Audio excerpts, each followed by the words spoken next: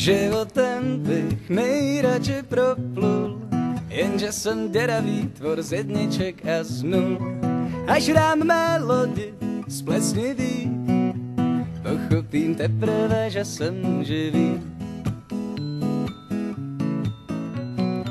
Sedím sám a vím, že za moc nestojí, naříkám a vnitřně prahnu po boji, jít nevím s kým a kam.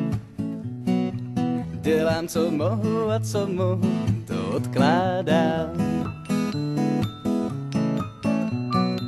Nevím si rady vůbec s ničím, mám všechny předpoklady, že sám sebe zničím.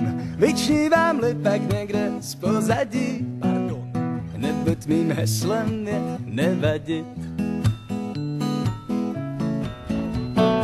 Jsem plný prázdných gest a slov, jsem váš hrdina oblomov, jsem klonem se sklony k lítosti, jsem člověk druhé jakosti.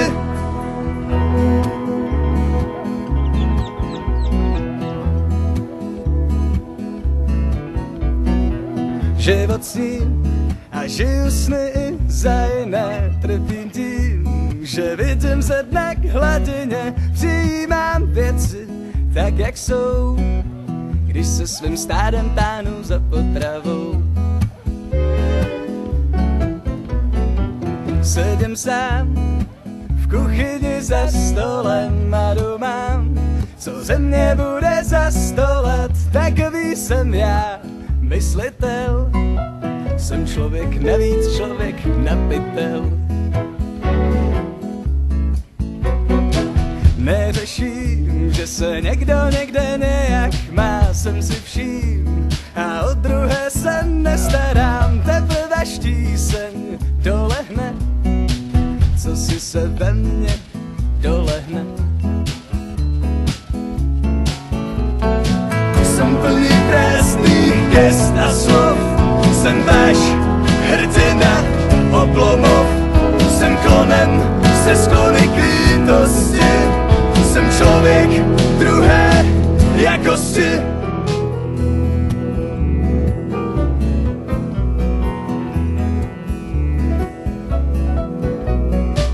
Bude líp, až bude se mi v sebe chtít trochu žít, ale ne tak, abych musel jít něčemu vstříc a plýtvat silami. Jsem plně v moci, moci nad námi. Vzdor ve mně ze zásady nebojí, ač nesnáším, když se do mě obují. A libuji si ve slibech, na rozdíl od všech chytám první dech. Tak okrádám rostliny o vzduch, předpokládám, že už jiný nebudu. Neměnit se a hlavně nebudit rozruch, zůstanu pátým kolem odsudu. Jsem plný prázdných gest a slov, jsem váš hrdina oblomov, jsem klonem se sklony k lítosti, jsem muž, co nemá vlastnosti, čtvrt století